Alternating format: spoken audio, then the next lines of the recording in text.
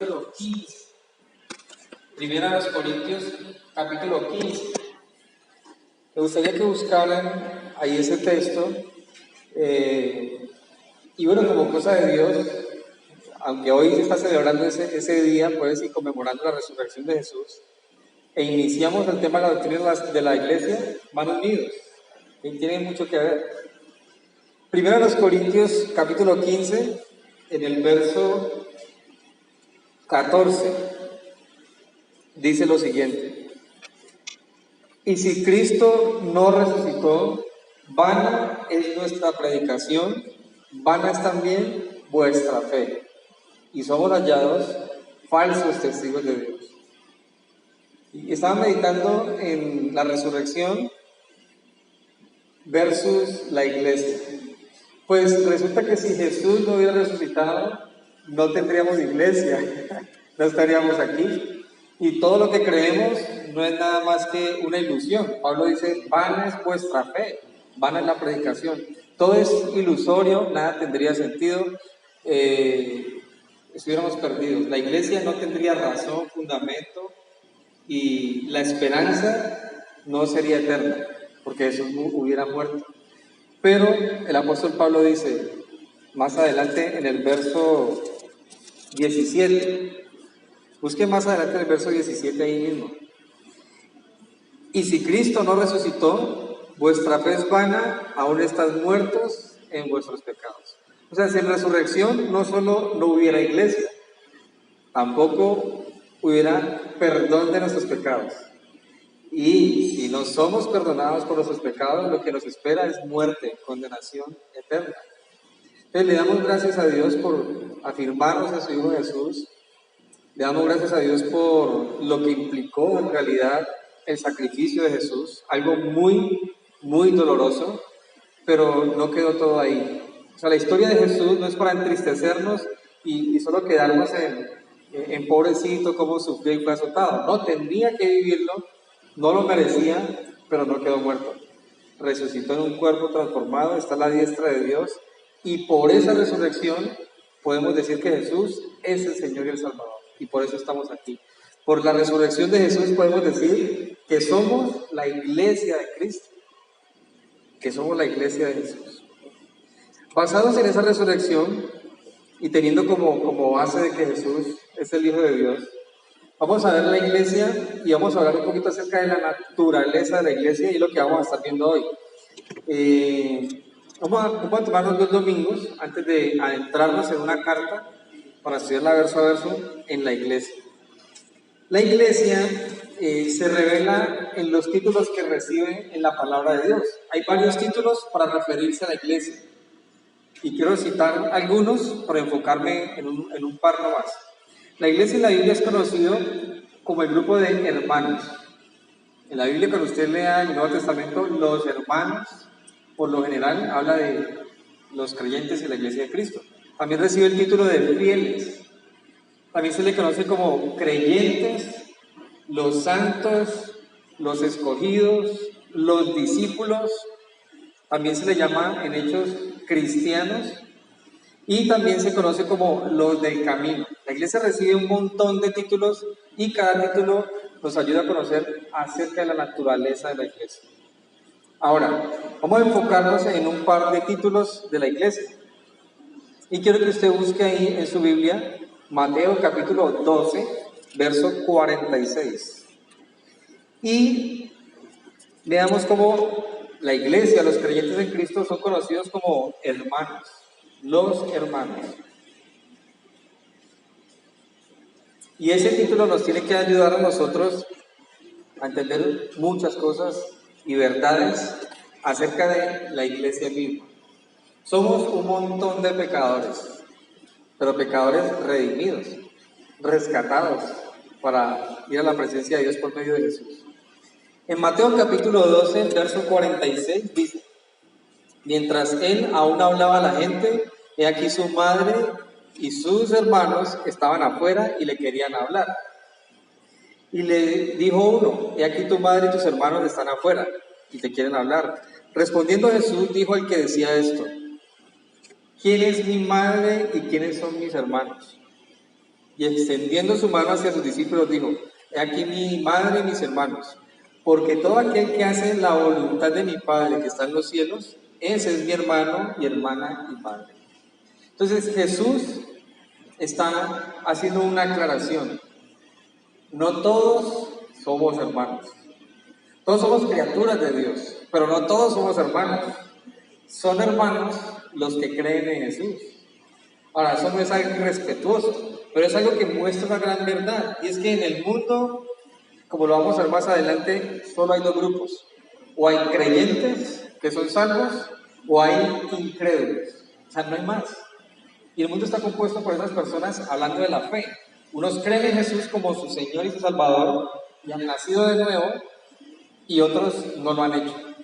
Y lo que les espera es condenación, y lo que Dios desea de ellos es que vengan al arrepentimiento para que no se pierdan. Pero no hay más grupos. O sea, no hay más grupos. Y Jesús no vino a formar un montón de denominaciones, de sectas y religiones, sino que vino a salvar, y los que creen en Él somos hermanos de la fe. Ahora, ¿por qué digo que es importante de todos estos títulos repasar este de que somos hermanos en la fe? Porque hablando de la iglesia, muestra de que nosotros somos una familia, que tenemos el mismo Padre. Sin embargo, lo que podemos tomar de la familia terrenal es que no todos los hijos tienen las mismas personalidades. No todos los hijos ven de la misma manera. En Cristo, aunque venimos de diferentes estratos sociales, grupos étnicos, somos de diferente color, somos el mismo. Y tenemos que aprender a amarnos porque tenemos el mismo Padre. Entonces somos una familia. La iglesia no es una empresa. La iglesia no es una institución por medio de la cual el hombre puede hacer sus bienes en la tierra. La iglesia es el cuerpo de Cristo compuesto por muchos hermanos en la fe. Entonces esto nos permite abrazarnos, orar unos por otros, nos permite servirnos, proveernos unos a otros, tener confianza, humildad, crecer juntos. Y hay una serie de responsabilidades que, basado en que somos hermanos, tendríamos que nosotros cumplir. Exhortarnos, animarnos, ayudarnos. Y voy a nombrar alguna de ellas. Miren, en el libro de Hechos, vayan a sus Biblias, en el libro de Hechos, en el capítulo 2, verso 42. Y quiero anteponer algo. Antes de pensar de que como hermanos, pues tenemos que ayudarnos a proveernos, antes de anteponer eso, quiero mostrar algo en lo que todos debemos aterrizar como hermanos en la fe. Miren lo que hacían los hermanos en la fe en Hechos 2:42. Perseveraban en la doctrina de los apóstoles. Es decir, cada uno de nosotros como hermanos en la fe, como parte del cuerpo de Cristo, como teniendo el mismo Padre, tenemos que crecer juntos en la doctrina. Y partiendo de eso, vamos a tener un fruto y un resultado de conocer la misma palabra y la misma doctrina. Y ahí lo podemos ver. Ellos también tenían comunión unos con otros, en el partimiento del pan y en las oraciones. Si nosotros como iglesia no cuidamos la doctrina, cada uno de manera individual no conoce la palabra de Dios, pues no vamos a tener comunión, no vamos a poder tener comunión. Entonces vamos a poder hacer divisiones y la iglesia podría tornarse como un club social. Entonces cuando la iglesia a nivel general, y hablando de la iglesia, no tiene la doctrina clara, no se tratan como hermanos, sino que hay como clubs en la iglesia. Entonces aquí están los de cierto grupo, aquí están los otros, y nos hacemos inalcanzables. Pero no podemos llamar a la iglesia algo que se comporta como tal. Eso no es un club social. Ahora, tenemos una diversidad de ministerios.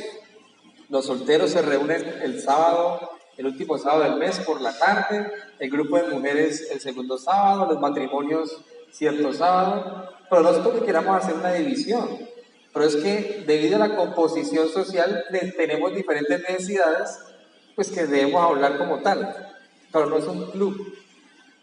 De los solteros pueden venir a la reunión cuando quieran, las mujeres pueden venir a su reunión cuando quieran. No, es que ese grupo es de ciertas personas. No, es para todos, porque somos hermanos en la fe. Y eso es lo que la Biblia, cuando llama hermanos a los cristianos, pretende mostrar. Somos un pan, somos hijos del mismo Padre y somos una familia. Entonces, si somos familia, les quiero animar a algo. Bueno, no podemos hacer muchas cosas por lo de la pandemia y todo este miedo que hay, y hay que tener ciertas responsabilidades. Pero, ¿qué tal si usted se presenta o conoce a alguien en la congregación? Cuando salga de los servicios. Hola, hermano, mi nombre es fulano de tal. Porque somos hermanos en la fe. No nos conocemos mucho, pero somos hermanos. Nos podemos bendecir unos a otros. Ahora, tenemos una mala idea a veces de lo que puede ser un hermano en la fe si basamos el ser hermanos en la fe en lo que familiarmente hemos conocido. Tal vez no nos ha ido muy bien como hermanos en la familia de la sangre. Si usted es el del medio de 8 hermanos o 7 hermanos, pues le tocó que usar el grande y eso es un problema. Entonces acusaba al otro, pero no somos hermanos en la fe basados en eso, sino en la doctrina. Entonces ya podemos servirnos como hermanos de otra manera. De manera que somos una familia, tenemos que conocernos, edificarnos mutuamente. Ahí dice que ellos partían el pan en las casas y compartían las oraciones, tenían compañerismo. Ahora, como hermanos en la fe, me gustaría que fuera Gálatas capítulo 6. Y no solo compartimos la doctrina, no solo compartimos el partimiento del pan como familia, pero mire lo que Pablo dice en Gálatas capítulo 6, verso 1, acerca de la iglesia como hermanos. En Gálatas 6:1, el apóstol Pablo enseña a redarguir a un hermano. Y dice, hermanos, si alguno fuere sorprendido en alguna falta, ustedes que son espirituales, restaurarle con espíritu de mansedumbre, no sea que tú también seas tentado. Recuerdo con mi hermano de sangre, aprovechar las oportunidades para acusarlo y para yo quedar bien. O sea, yo era conocido como el más terco, mi hermano era mucho más serio. Pero para yo demostrarle a mi mamá que mi hermano no era tan serio, esperaba la oportunidad y lo acusaba. Ahí está, vea Jeffrey lo que ha hecho. Pero así no es la iglesia, así no debe ser la iglesia. La iglesia nos enseña que como hermanos, si alguno es sorprendido en alguna falta, ¿qué hay que hacer? Hay que restaurar. Entonces la iglesia, al ser vista como hermanos, no nos lleva a mordisquearnos unos a otros, sino a restaurarnos. Y esa es la bendición de la familia de la fe. Tristemente, no sé por algunas doctrinas que se han mezclado y hombres que han intentado sacar provecho de sí de la iglesia, lo que enseñan es a que la iglesia se divide y se mordisquen unos a otros. Ellos mismos dan pie para que la iglesia tenga como grupos divididos y unos se crean más que otros. Pero esa no es la naturaleza de la iglesia, porque somos una familia. Entonces, la iglesia debe ser el lugar en el cual yo puedo sentirme seguro, tener identidad, apoyado por una familia, quien me anime, quien me exhorte, quien me redarguya, porque somos hijos del mismo Padre por medio de Jesús. Eso es lo que la iglesia muestra al llamarnos, lo que la palabra muestra al llamarnos hermanos. No somos enemigos, podemos restaurarnos. Pero imagínense, si no tratamos a los hermanos como la Biblia nos lo presenta, uno puede decir, si eso sucede en la iglesia, pues me da lo mismo, sigo en el mundo. Mis amigos tienen que ser los del mundo. Porque si mis hermanos de la iglesia me traicionan, abusan de mí, mi hermano no me paga, mi hermano habla mal de mí, mire ese como habla con el otro, mire ese como abusó del otro, se metió con la mujer del otro. Si esa es la iglesia, lo que uno puede ver, pues, o sea, ¿de qué estamos? No estamos en nada. Y la iglesia ha perdido ese sentido y Satanás ha aprovechado las oportunidades para deshacer y destruir, porque a eso vino él, a dañar lo que Dios ha querido hacer. Entonces, quería presentarles este título bajo ese término para que tengamos conciencia de que somos hermanos en la fe. conozcámonos unos a otros, ayudémonos unos a otros, porque es la manera en la que Cristo nos ve. Entonces tenemos muchos hermanos, unos más maduros que otros, unos de un color, otros de otro color, unos más tercos que otros, pero somos una familia que tenemos que crecer juntos. Otro término que la Biblia usa para hablar de la iglesia, que es bueno examinar, está en Mateo capítulo 28, verso 19. Entonces somos hermanos en la fe, pero mire cómo también la Biblia llama a la iglesia, al conjunto de creyentes. Mateo 28, 19. Mientras usted lo busca ahí, quiero que reflexionen algo. ¿En quién se apoya usted? ¿En quién busca restauración? ¿Confía usted en sus hermanos en la fe? ¿Es consciente de que tiene una familia que puede orar, ayudarle? ¿O usted tiene traición y venganza en su corazón? ¿No confía? Es bueno pedirle al Señor que nos ayude a tener un sentido claro en la iglesia y a verla como Él la ve. En Mateo 28, 19 dice Jesús: por tanto, id y haced discípulos a todas las naciones, y bautizándolos en el nombre del Padre, y del Hijo, y del Espíritu Santo, enseñándoles que guarden todas las cosas que os he mandado, ya que yo estoy con vosotros todos los días hasta el fin. Amén. La Gran Comisión dice que vayan la iglesia, todos los creyentes, a ser discípulos, y eso nos muestra algo: todo cristiano es un discípulo. La iglesia moderna nos ha enseñado a dividir las clases. Aquí está el neófito, el aprendiz y el discípulo, ya está ya en un lugar más avanzado, en otro nivel. El discípulo es el que hizo curso, fue a retiro, hizo esto, lo otro. Pero la Biblia llama a todo creyente discípulo. Cuando yo tengo eso claro, cuando la iglesia tiene eso claro, crece, sirve y predica el evangelio. Cuando la iglesia no tiene eso claro, hay un desorden tremendo. ¿Por qué? Porque se le coloca la carga de servicio a algunos, los discípulos, ¿no? Ahora, algunos pastores, al mal enseñar o mal interpretar esto, tienen sus discípulos. Y entre más discípulos tengan, pues más unción y más efectividad de ministerio. Aquí está Dios conmigo, pero la Biblia no enseña eso. Todo creyente es un discípulo. Si usted cree en Jesús como su Señor y su Salvador, usted es un discípulo de Jesús. La palabra discípulo es aprendiz. Entonces, ustedes y yo somos aprendices de Cristo. Estamos aprendiendo. Pero resulta que la palabra discípulo tiene dos connotaciones muy importantes. Aprende, pero enseña. Usted tiene mucho que aprender, pero tiene mucho que enseñar y dar a otros. Ese es el discipulado. Una vida puesta a los pies de Cristo, donde estoy aprendiendo, vaciando mi conocimiento, mis tradiciones, todo lo que traigo del mundo, aprendiendo lo que Jesús dice, pero enseñando a otros de lo que estoy aprendiendo de Cristo. Ese es un discipulado. Ahora, entendemos como discipulado entre nosotros cuando tengo a alguien cercano y le comparto, estoy al pie del hombre, al pie del cañón de la persona, compartiendo con ella. Pero es mi discípulo, digamos, en ese sentido. Pero hoy se ha enseñado que hay que tener discípulos para ser parte del grupo. Entonces, si usted quiere estar en la alabanza, pues tiene que tener 100 discípulos. Y yo no sé mostrar qué más frutos. ¿Sí? Hay un montón de sistemas que se han montado ahí. Pero todo cristiano es discípulo. Y el Señor no nos exige número de discípulos. Él dice, hagan discípulos a todas las naciones. En ningún momento dijo, como yo tuve 12, usted tiene que tener 12. Jimmy, Alondra, cada uno me trae 12 aquí, por favor, y cada uno de esos 12. Eso no es un sistema que el Señor haya puesto, o un método. Él tuvo 12 porque eso era suficiente para enviarlos. Pero a los 12, a los que estaban con él, le dicen, hagan discípulos.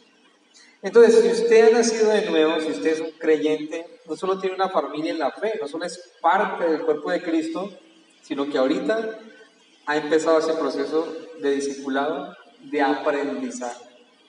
Entonces, es bueno, el término que se usa, ¿no? Mente abierta, ¿no? Es bueno que nosotros abramos nuestro entendimiento, permitamos que Dios lo abra, porque discípulo no es el que está sirviendo ahí en la puerta, y el que tiene que venir a limpiar la iglesia. Todos somos discípulos y todos tenemos responsabilidades: crecer en la palabra, llevar a cabo la gran comisión, predicar el evangelio, sentarme a los pies de mi Señor, pasar tiempo con Él para crecer, para que me instruya. Todos somos discípulos de Jesús. Es equivocado, dice un comentarista, pensar que unos son nacidos de nuevo y no son discípulos. Todo el que ha nacido de nuevo es un discípulo. La razón: todos seguimos la enseñanza de Cristo. Si usted no ha nacido de nuevo, o si usted ha nacido de nuevo y no sigue la enseñanza de Jesús, ¿quién lo está instruyendo? ¿Cómo va a ser su vida como cristiano si no sigue la enseñanza de Cristo? Entonces todos tenemos que someternos al discipulado de Cristo, y eso es a diario. El discipulado no se limita a la escuela de discipulado de una congregación. Eso es parte del discipulado, porque termina cuando Jesús nos lleve. Entonces, nosotros como iglesia tenemos un ministerio que se llama Fundamentos de la Fe. 14 lecciones de la fe cristiana. Es lo que creemos y es la base que la Biblia nos muestra para fortalecer nuestra fe. Pero usted no se hace discípulo cumpliendo esas 14 lecciones. No, es parte, es una herramienta, pero usted tiene entonces que someterse a eso. Con eso en mente, entonces, usted no va a colocarle responsabilidades a otros que usted tiene que cumplir. Con eso en mente, entonces, usted puede servir al Señor con los dones que ha recibido y debería hacer la gran comisión, cada uno de nosotros. La gran comisión no es para el grupo de evangelismo y el discipulado de la iglesia, es para todos. Y eso es bueno, porque de alguna manera Dios me está mostrando que en su reino, que en su iglesia, yo soy parte útil. Soy parte útil. La iglesia americana, en parte, no toda la iglesia americana, pero hay un modelo que se ha presentado, y me lo explicaba un amigo que es pastor en Estados Unidos, y es que llegó un momento donde no todas las congregaciones locales, pero algunas sufrieron un mal. Unos servían y llevaban la carga y otros simplemente se sentaban y daban. Entonces, o sea, se llegó como una mentalidad de yo asisto y soy de la iglesia, pero los discípulos son ellos, yo les ayudo y lo aporto para que hagan todo. Pero eso es un pensamiento equivocado, porque todos somos la iglesia, todos deberíamos dar lo que Dios nos da y todos deberíamos servir con lo que Dios nos da, porque somos sus discípulos, somos sus discípulos. Entonces, somos hermanos en la fe, somos discípulos de Jesús, somos útiles en su ministerio. Y hay otro título que quiero que examinemos, dos términos. Vayan en sus Biblias a Hechos 11:26. Hechos 11:26.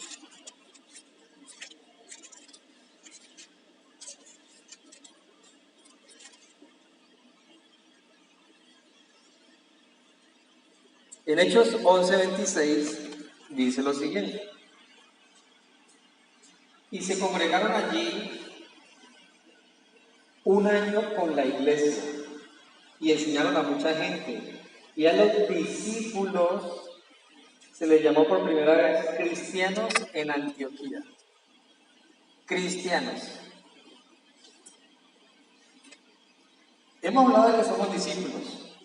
Cuando los creyentes que estaban en esa época en la iglesia, y pues había surgido la iglesia después de que Jesús resucitó efectivamente y los envía, empezaron ellos a enseñar la doctrina, pero hay algo que marcaba el distintivo de los cristianos: no eran igual a los demás. Vivían la fe, estaban dispuestos a morir por su fe.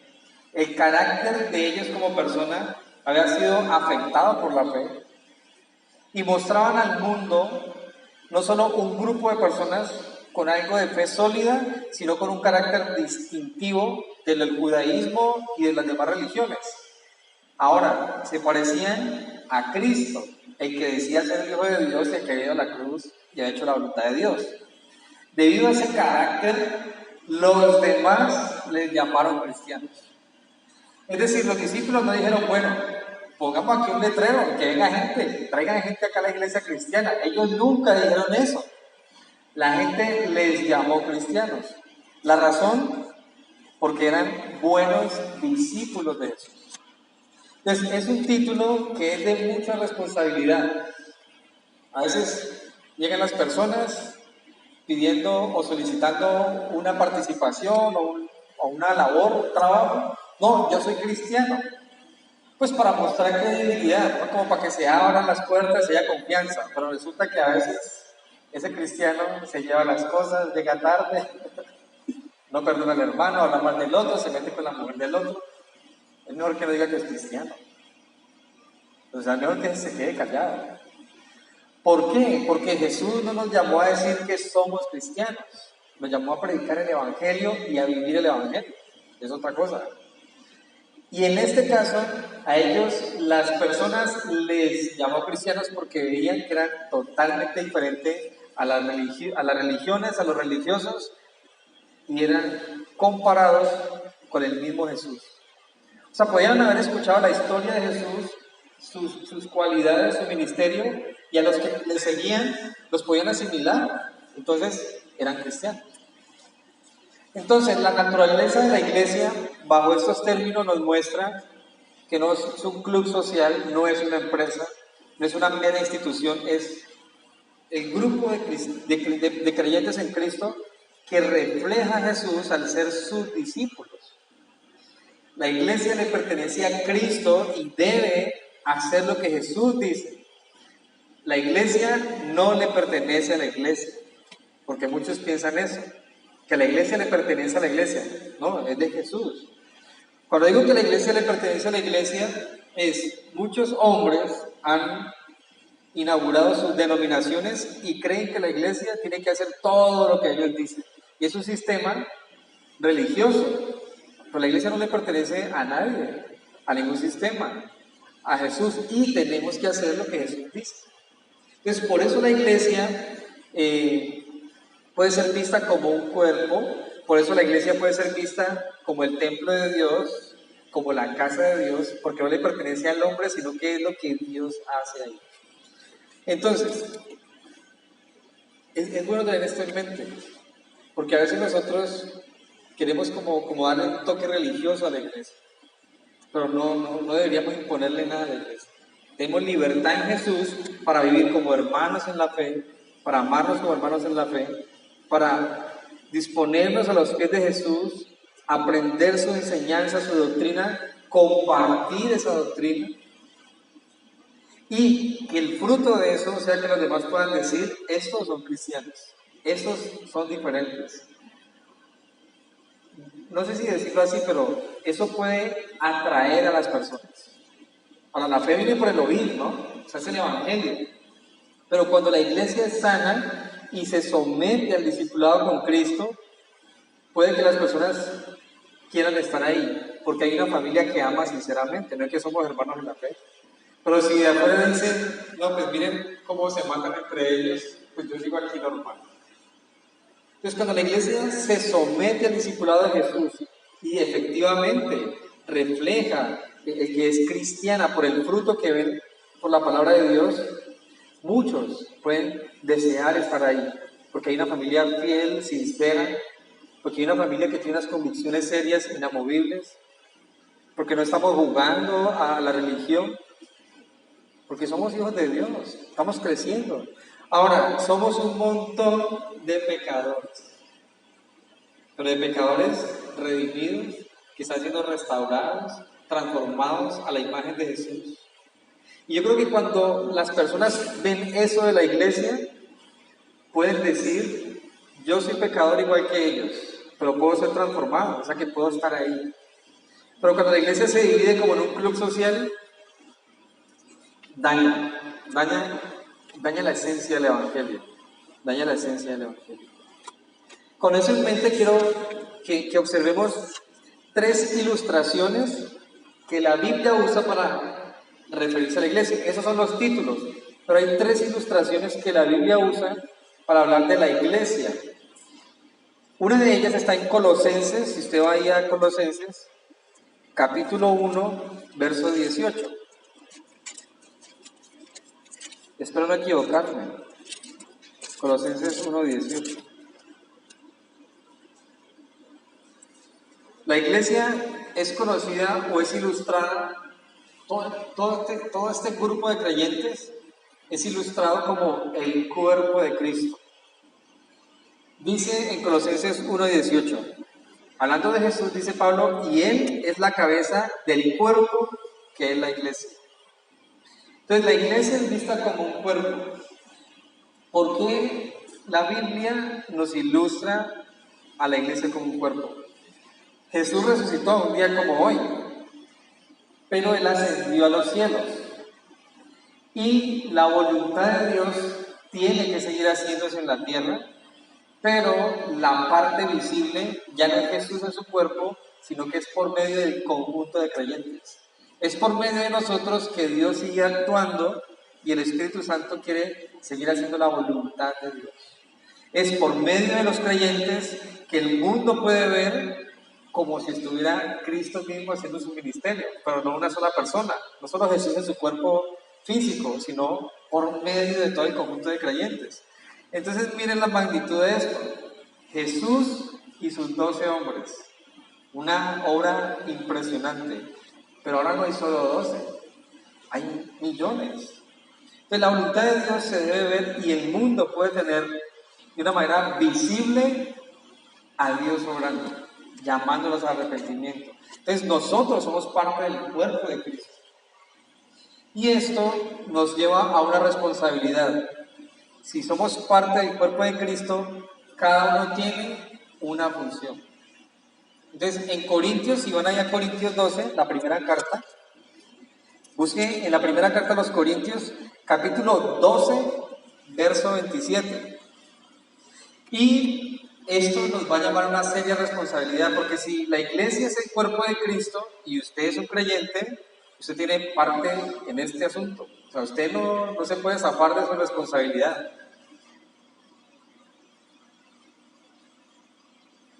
Dice Pablo ahí, a la iglesia de Corinto, vosotros pues sois el cuerpo de Cristo y miembros cada uno en particular. Entonces es un cuerpo, pero así como un cuerpo tiene muchos miembros, muchas funciones, cada uno tiene una responsabilidad, así la iglesia. ¿A qué voy con esto? Aquí se nos pierde el sentido romántico de somos la iglesia tan bonitos, el cuerpo de Cristo, somos hermanos en la fe, y aquí ya nos llama responsabilidad. Porque si usted ha nacido de nuevo, tiene una función. Y no solo eso, el hermano fulano de tal, a pesar de que sea de otro estrato social, de otra cultura, de otra etnia, es parte suya y usted parte de él. Y nos tenemos que servir mutuamente, porque somos miembros del mismo cuerpo. O sea que la iglesia no se puede desfragmentar, la iglesia tiene que unirse. La religión lo que hace es amputar la iglesia. Los sistemas modernos que hay de esto del evangelio de la prosperidad y todos esos métodos que se han metido a la iglesia cristiana, lo que hacen es amputar el cuerpo. Algunos ministros, no sé debido a qué, quieren que todos sean iguales.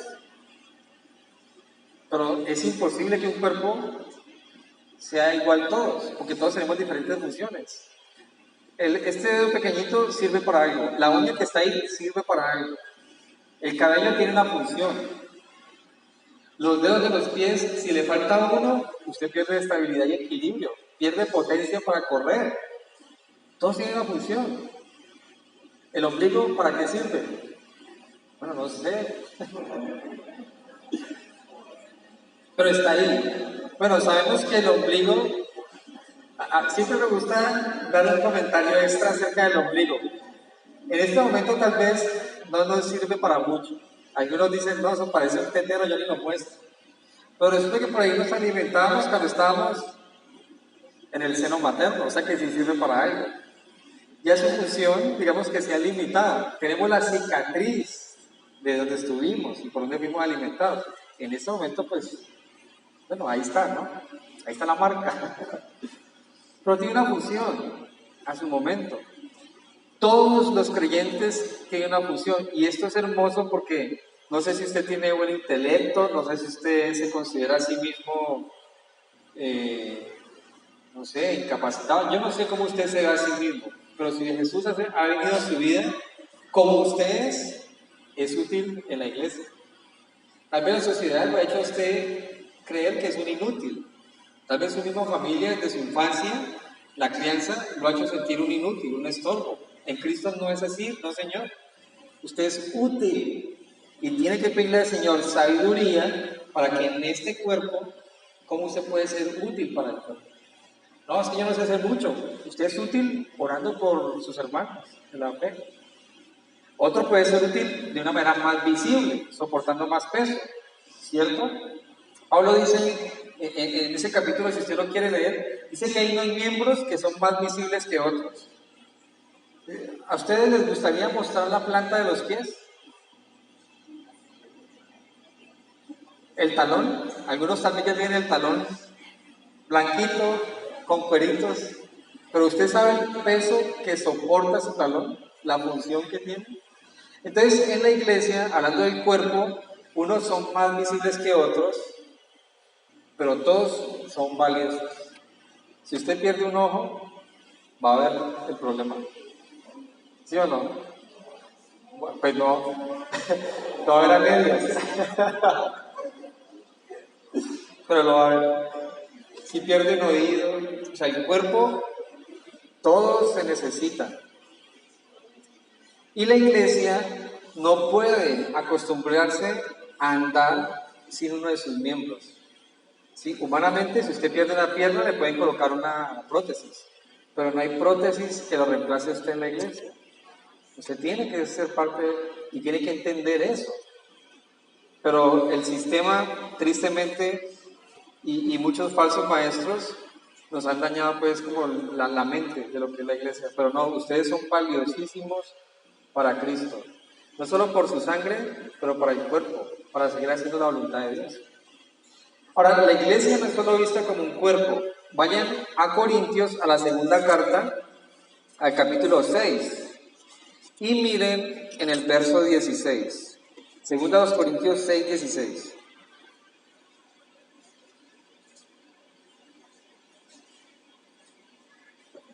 Segunda a los Corintios 6, 16. ¿Y qué acuerdo hay entre el templo de Dios y los ídolos? Porque ustedes son el templo del Dios viviente. Como dijo Dios, habitaré y andaré entre ellos y seré su Dios y ellos serán mi pueblo. Entonces hay otra ilustración para la iglesia, el templo. ¿Qué es el templo de Dios? Cuando estaba en Jerusalén, el templo de los judíos, la presencia de Dios venía, se comunicaba Dios con el pueblo y el pueblo con Dios, ahí rendían adoración, culto, ahí tenían perdón, reconciliación. Entonces la iglesia es vista de esa manera. La iglesia de Cristo es donde la presencia de Dios se mueve, donde la presencia de Dios habita, donde Dios mismo se mueve, habla, interactúa con el hombre, pero donde el hombre puede acercarse también a Dios. Entonces la iglesia es eso, Dios se mueve en medio de nosotros. O sea, uno a veces cree que Dios está por allá, lejotes. No, Dios está en medio de nosotros, está obrando en medio de nosotros. Sí, y quiero darles un testimonio. Estamos hablando con nuestro hermano Henry, el hijo de María Claudia, que está Henry. Henry viene en un proceso bien interesante con el Señor. Y hace días estábamos orando por algo para que Dios se mostrara. Y Dios se ha mostrado en su vida y en sus circunstancias. Podemos ver que Dios se está moviendo. En él en particular, pero yo creo que en todos. O sea, Dios está en medio de nosotros. Y la iglesia tiene que ser vista de esta manera. La iglesia no es este templo. El templo somos nosotros. Miren, a veces vamos a la iglesia a ver si vemos el mover de Dios. Entonces, si siento cosquillas, Dios se movió. Pero mire, Dios se está moviendo y lo veo por la vida de gente, por la vida de ustedes, por mi vida. Dios se está moviendo en medio de nosotros. Entonces, no es el ambiente, aunque Dios sí quiere, que no vaya a pasar nada, ¿no? Si quiere que se muevan las flores o que el micrófono retiña como en la mañana, casi que expulsamos al diablo aquí. O sea, no hay que buscar el mover de Dios en lo físico, en el techo. en medio de nosotros, se está moviendo Dios. Y la bendición de Dios la podemos ver porque está habitando en nosotros y sus respuestas se están viendo. La obra de su Espíritu se está viendo en nosotros. Entonces, la iglesia es vista por eso, por el templo de Dios, porque es el lugar donde Dios se puede mover, nosotros, en medio de nosotros. La iglesia también es vista como la novia de Cristo. Y cuando habla de la iglesia como la novia de Cristo, habla de que Cristo es su dueño. Y Cristo alimenta a su novia y la limpia por la palabra de Dios. Efesios 5, 25 en adelante, Apocalipsis 21, 2. Entonces la iglesia tiene tres ilustraciones: el cuerpo, el templo y la novia de Cristo. Le pertenecemos a Él, se mueve en medio de Él. Es por medio de la iglesia que Dios recibe su adoración, su alabanza. Lo que hacemos aquí es parte de la adoración, pero nuestras vidas es lo que debe adorar a Dios, porque nuestro carácter está cambiando, porque su palabra se mueve en medio de nosotros.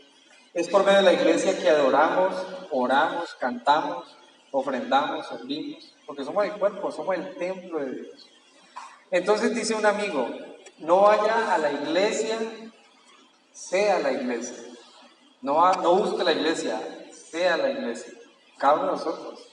No, voy a ir a la iglesia, claro, sabemos qué queremos decir, pero seamos la iglesia, donde nosotros testificamos de Dios al mundo y donde el mundo puede tener la evidencia y el testimonio de que Jesús efectivamente ha resucitado por medio de nosotros.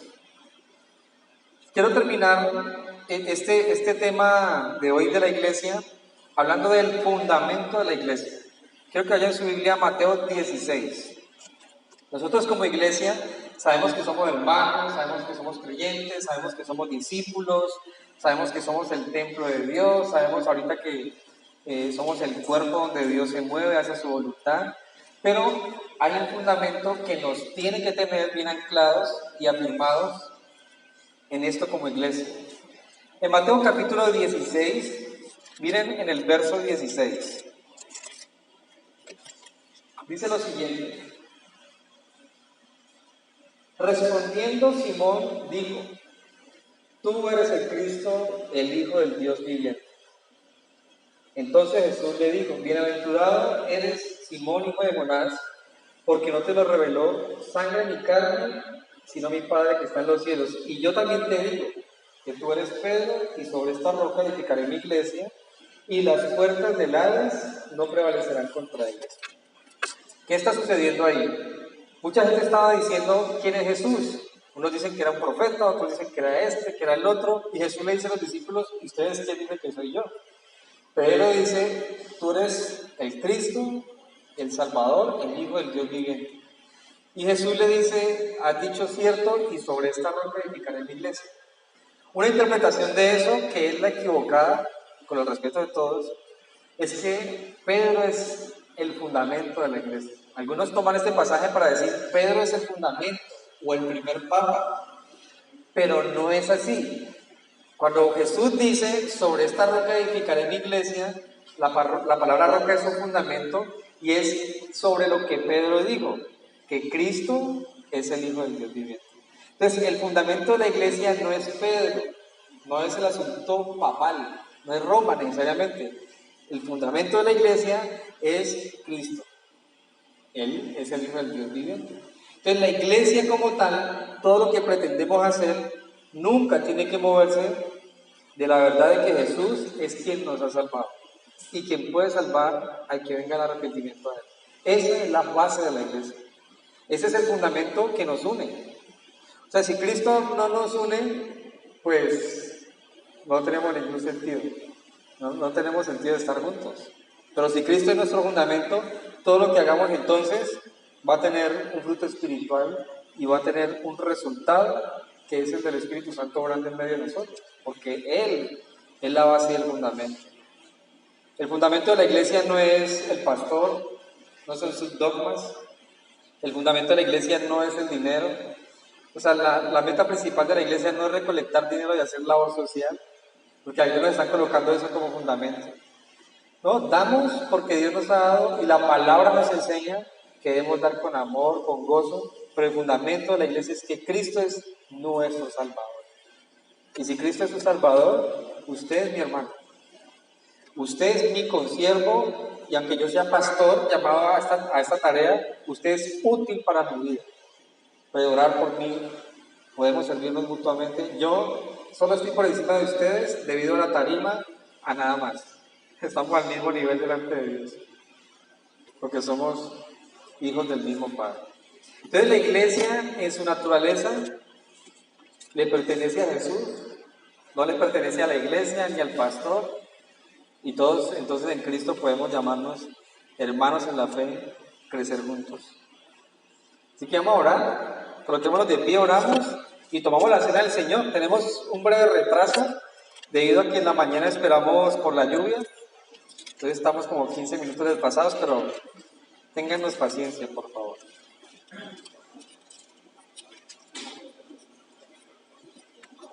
Si usted está aquí y usted cree en Jesús como su Señor y su Salvador, tiene una familia en la fe, tiene unos hermanos que pueden velarnos por otros, y pidámosle al Señor también que nos dé la sabiduría, el discernimiento para ser hermanos en la fe, para no hacer de la iglesia un club social, para no hacer de la iglesia algo que por etnias se divide, sino para hacer de la iglesia el cuerpo que somos.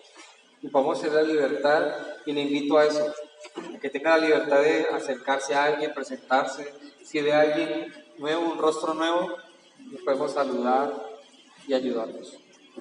Amado Dios, te damos gracias por este tiempo, porque tú eres bueno, porque tienes cuidado de nosotros, Padre de la gloria. Y gracias porque debido a tu resurrección, a la evidencia de que tú eres el Mesías, podemos ser iglesia, podemos ser familia, tenemos una identidad con Dios, pero también una identidad para servir, Señor, como tus hijos, tus siervos. Tenemos unos dones impresionantes que tal vez no hemos desarrollado ni conocemos, y que te pedimos nos ayudes a colocar en función.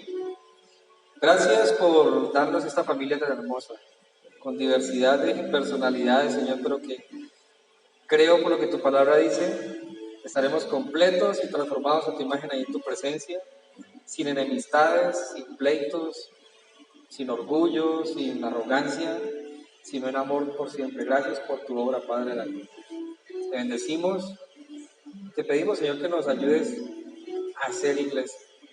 Si usted está aquí y usted no tiene seguridad eterna, Jesús vino a esa cruz a dar su vida por usted. Si usted cree en Él, tiene vida eterna. Si usted reconoce sus pecados, tiene vida eterna, perdón, reconciliación, justificación, y ahorita una familia que le ama. Usted debe reconocer a Jesús como su Señor y su Salvador. Te damos gracias, Dios, y te pedimos que nos guardes este resto de día en el nombre de Jesús. Amén. Vamos a cantar y vamos a tomar la cena del Señor en esta mañana, así que le invito pues a que tenga todavía un momento para reflexionar en su relación con Dios, y puede ponerse a cuentas si es necesario. El apóstol Pablo dice lo siguiente en la primera carta a los Corintios: porque yo recibí del Señor lo que también os he enseñado, que el Señor Jesús, la noche que fue entregado, tomó pan, y habiendo dado gracias, lo partió y dijo: tomad, comed, esto es mi cuerpo que por vosotros es partido. Tomad esto en memoria de mí. Asimismo tomó también la copa después de haber cenado, diciendo: esta copa es el nuevo pacto en mi sangre. Haced esto todas las veces que la bebiereis en memoria de mí. Así pues, todas las veces que comieres este pan y bebieres esta copa, la muerte del Señor anunciáis hasta que Él venga. Estamos recordando que el Señor no solo resucitó, sino que nos permite por fe en Él ser parte de la familia, ser usados para su reino. Pero también recordamos el día de hoy que es por su sangre que somos partícipes de este nuevo pacto. Que no estamos en un sistema religioso donde hay que ganarse la salvación, sino que por fe en Él podemos vivir esa salvación podemos recibir perdón de nuestros pecados. Sin embargo, es un llamado también a vivir una vida santa para Él en este nuevo pacto. O sea, no es un llamado a vivir en el libertinaje, sino en su voluntad. Y así como el trigo tiene que ser trillado para que pueda tener la forma de ese trocito de pan, el cuerpo de Jesús fue trillado y polido por nuestros pecados. Y así como la vid, la uva se tiene que pisotear para sacar ese zumo de uva, Jesús fue pisoteado y su sangre derramada por nuestros pecados para que pudiéramos tener vida y esperanza eterna, para que pudiéramos ser parte de este nuevo pacto. Entonces, eso es lo que estamos recordando ahorita y es importante que también estemos en paz con Él. Así que vamos a orar, vamos a darle gracias al Señor, y si usted necesita reconciliarse con Dios, pedirle perdón por sus pecados, ahí lo puede hacer en su mente, en su corazón, pero que sea de manera genuina, y el Señor lo perdonará. Amado Dios, te damos gracias por este tiempo, por tu palabra, gracias porque nos has permitido la reconciliación contigo por medio de tu Hijo, y Padre, te pedimos perdón por nuestros pecados. Te pedimos que nos ayudes a perseverar en ti, en tu palabra, en obediencia. Te pedimos, Dios, que nos guardes del mundo y de este mal que nos rodea, Señor. Gracias por tu Hijo Jesús una vez más. Y, Padre, te bendecimos en el nombre de tu Hijo. Amén. Voy a tomar la cena. Que el Señor los bendiga. Vamos a despedirnos también cantando al Señor. Y que este tiempo sea algo que marque la diferencia para nuestras vidas rendidas a Él. Que Dios los bendiga.